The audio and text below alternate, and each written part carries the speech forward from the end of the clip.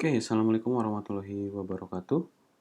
Ini pertemuan ke berapa ya? 34. Di video kali ini kita ngebahas step selanjutnya dalam proses desain sprint, yaitu step decide. Jadi kan kalau kita lihat di design sprint, kita udah melewati di video sebelumnya udah melewati tahap understand, tahap define, tahap diverge, dan sekarang tahap yang ketiga yaitu decide ya. Jadi pada tahap yang ini kita udah menggali sedemikian rupa tentang produk dan sudah terkumpul banyak ide dari semua teman-teman satu kelompok. Nah, dan solusinya juga mungkin udah dijelasin untuk setiap fitur ya. Jadi kan kemarin di video sebelumnya udah dapet beberapa ide yang fix ya, ide fix daripada setiap anggota. Nah, di sini tahap ini sebenarnya semua harus memilih dan memutuskan solusi yang mana atau ide yang mana yang akan dibuatkan prototipenya nanti. Jadi kan yang dibuat prototipe satu-satu kan, kalian udah punya banyak ide, tapi mana nih yang mau dibikin pertama kali gitu loh, dijadiin prototipe. Nanti alurnya dari mulai sign up sampai dengan fitur itu selesai. Nah, jadi sebenarnya ini biasanya kalau di dalam kegiatan desain sprint ini yang paling seru sih. Karena semua anggota, jadi nggak hanya ketua, nggak hanya satu orang, semuanya harus ikut dalam atau ikut berpartisipasi. Nanti ada yang namanya thinking head, itu seru. Nah, di sini kan jadi intinya di stage yang keempat ini adalah decide, yaitu memilih mana ide terbaik yang akan dibuat menjadi prototype. Jadi kalau kemarin kan dari satu orang itu udah dapat satu ide. Jadi kalau ada 5 timnya, berarti ada 5 ide. Nah, itu kan harus dipilih satu kan untuk dibuat prototipenya dulu. Jadi alurnya ide yang 4 ini bukan dibuang, tapi nanti kalau memang ide yang pertama enggak pas validasi nggak bagus, bisa ngambil ide yang kedua dan seterusnya. Pada fase ini sebenarnya cukup rentan karena decision maker itu harus bisa menentukan mana nih yang paling tepat untuk dipilih. Jadi di dalam desain sprint sebenarnya kedudukan semua tim itu sama. Jadi setiap anggota itu punya hak pilih masing-masing, kecuali nanti ada yang namanya super vote. Super vote itu punya hak pilih lebih daripada anggota lainnya. Jadi biasanya ketuanya itu kalau hak pilih setiap anggota adalah 1, ketua biasanya dikasihnya 3 poin gitu loh. Jadi bisa 3 poin untuk memvote ide. Oke. Nah, sebenarnya untuk di tahap ini, di sini kita yang pertama kan kemarin kalau misalkan udah punya ide, ditempel di dinding ya. Kalau offline-nya gitu ditempel di dinding, tapi kalian kalau online kalian mungkin nanti presentasiin setiap ide-idenya di board sendiri secara online. Terus ada yang namanya ini kan 1 menit nih, 1 menit untuk nempel semuanya di wall. Terus yang kedua adalah 2 menit untuk memilih, setiap anggota itu memilih mana ide terbaik. Jadi ada yang disebut dengan Zen voting. Zen voting itu saya lihat gambar deh. Nah, jadi kayak gini. Di sini kita ngelihat nih ada beberapa ide yang ditempel gitu ya di sticky notes. Zen voting itu namanya karena disebut Zen itu karena diam, jadi nggak perlu ngomong, intinya voting aja. Kalau kita kan kalau nyoblos gitu, nyoblos pemilu gitu kan, kita nyoblos pakai paku gitu dan itu diem kan, semua orang nggak nanya ini idenya apa dan lain sebagainya. Tapi dari setiap sebelumnya di fase sebelumnya kan setiap anggota harus bisa mempresentasikan idenya secukupnya. Nah, dari sini Zen voting itu ketika udah ditempel di dinding semuanya, setiap anggota punya dot namanya. Jadi di sini ada titik-titik hitam, jadi ada stiker dot. Biasanya setiap anggota itu dikasih tiga dot, dan Superpot itu biasanya CEO-nya atau ketuanya itu dapat lebih banyak daripada anggota yang lainnya. Misalkan kalau yang teman-teman yang lain anggotanya ada 3 dot, berarti si Superpot ini atau CEO-nya ini dapat 5 dot untuk memilih. Nah, ketika dia membaca ide-idenya setiap anggota, itu dia bisa nempel satu dot di sini, satu dot di ide yang lain, satu dot di ide yang lain gitu. Misalkan kan kalau ada 5 ide, si dot itu kan tiap anggota ada 3. Ya bisa aja di satu ide ditempel tiga-tiganya, atau dia tempel satu di sini, satu di sini, satu di sini. Berarti ada 3 ide yang dia pilih satu dot. Atau bisa aja di ide yang pertama dia kasih 2 dot karena bagus, dan di ide yang kedua dia kasih satu dot. Atau bisa tiga-tiganya dan sebagainya. Dan itu diulangi untuk setiap anggota. Jadi anggota yang lain juga ngasih dot tuh, ngasih titik untuk milih. Nah, nanti dot yang paling banyak lah yang akan dibuat menjadi prototype sebenarnya. Itu alur Zen voting ya. Jadi ketika di sini melihat semua ide, membaca semua ide, baru dikasih dot. Nah, hampir kayak gini. Sebenarnya untuk milih Zen voting juga dikasih waktu ya. Tadi berapa waktunya? 10 menit. 2 menit. Untuk ngasih dot setiap anggota. Nah, 10 menit baru ada yang namanya speed critic. Jadi mengkritik ide ini tuh seperti apa dan bagaimana. Intinya tanya jawab lah. Jadi siapa yang bikin ide ini nih? Menurut lu gimana sih ide ini dijalaninya nantinya dan seterusnya. Intinya tanyain apa yang pengen ditanyain dari ide yang udah dipilih. Gitu, nanti si yang punya ide akan ngejelasin selama 2 menit. Nah, akhirnya terakhir adalah Supervote itu memberikan keputusan gitu, mana ide yang akan dibuat menjadi prototipe berdasarkan dot yang paling banyak gitu. Nah, semoga ngerti. Nanti kalau nggak ngerti kalau memang ada pertemuan ditanya jawab nanti dijelasin. Semoga ngerti dulu, paham dulu. Intinya ditempel semua idenya di dinding. Kalau offline ya, online mungkin ada board yang bisa bagi-bagi. Terus setelah ditempel di dinding, ada yang namanya Zen voting. Zen voting itu dikasih dot, entah itu setiap anggota 2, terus nanti Superpotnya dapat 3 dot, titik-titik stiker bulat. Nanti baru ditempel untuk setiap anggota. Jadi setiap anggota baca semua ide, nempel di sini dan di sini. Bisa aja anggota itu nempel di idenya sendiri.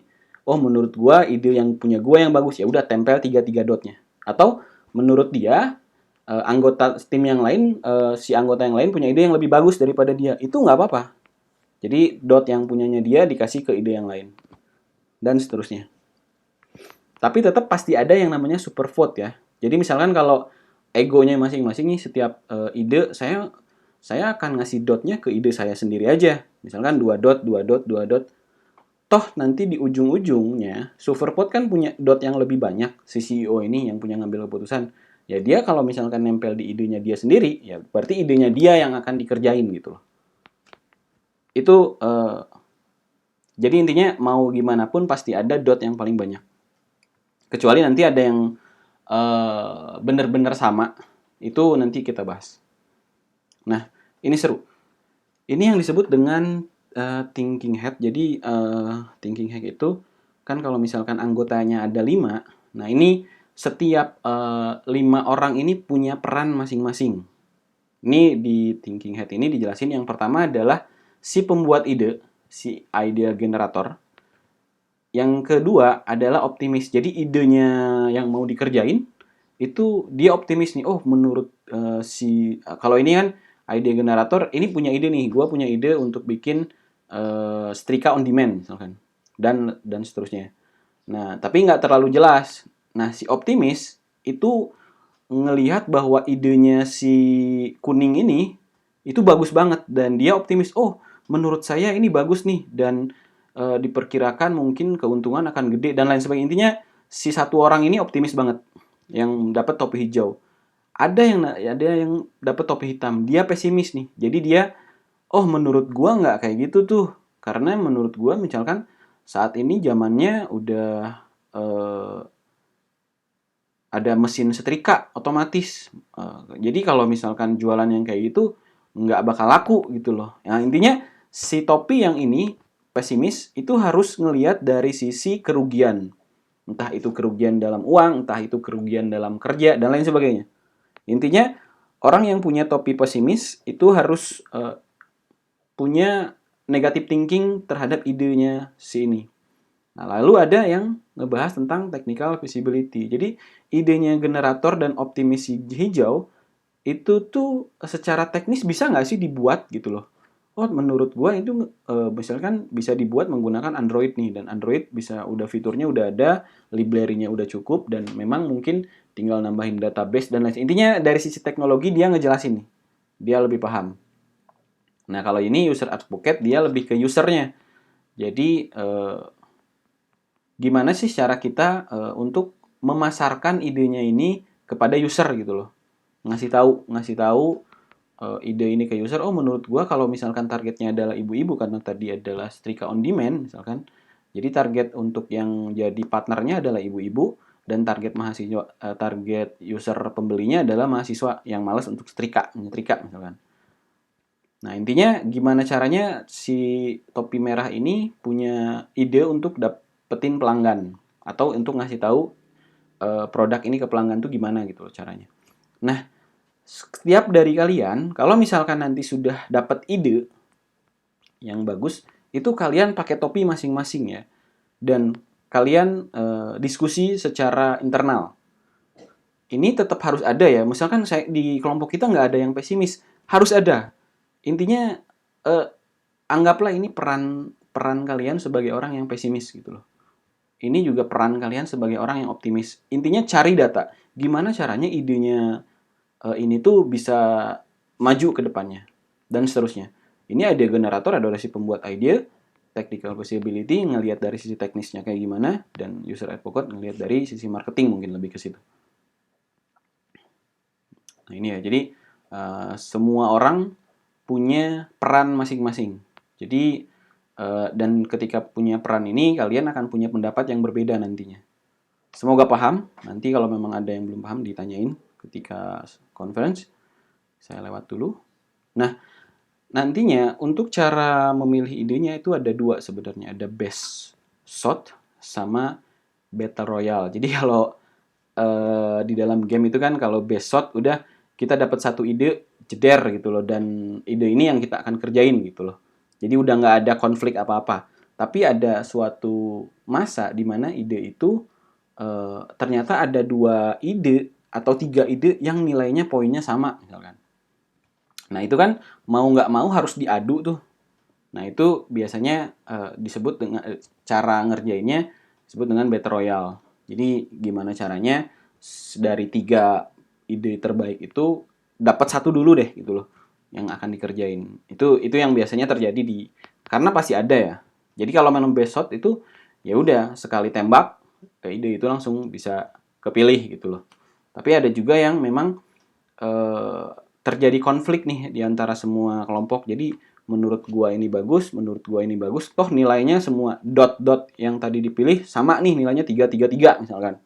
3 dot, 3 dot, 3 dot. Jadi kan mau nggak mau diadu tuh. Nah, eh, cara yang pertama adalah besok ya udah menentukan nih ide yang pertama langsung dibuat prototype. Dibuat storyboard dulu sih sebenarnya. Nanti ada contoh storyboard. Baru dibuat prototype. Nah, kalau misalkan karakteristik dari Battle Royale itu biasanya karena belum banyak standar atau konversi terhadap produknya. Jadi masih belum jelas idenya, dan jadi masih di debat lah intinya mah ya. Nah, tentu kalau misalkan dengan strategi Battle Royale itu waktu untuk pembuatan storyboardnya nanti akan lebih lama. Nah, itu ekstra waktu. Tapi nggak apa-apa. Maksudnya itu wajar terjadi di setiap kelompok ya. Karena kan kadang kita sering punya beda pendapat dan punya ego masing-masing. Jadi ini nanti akan ada namanya Battle Royale gitu loh.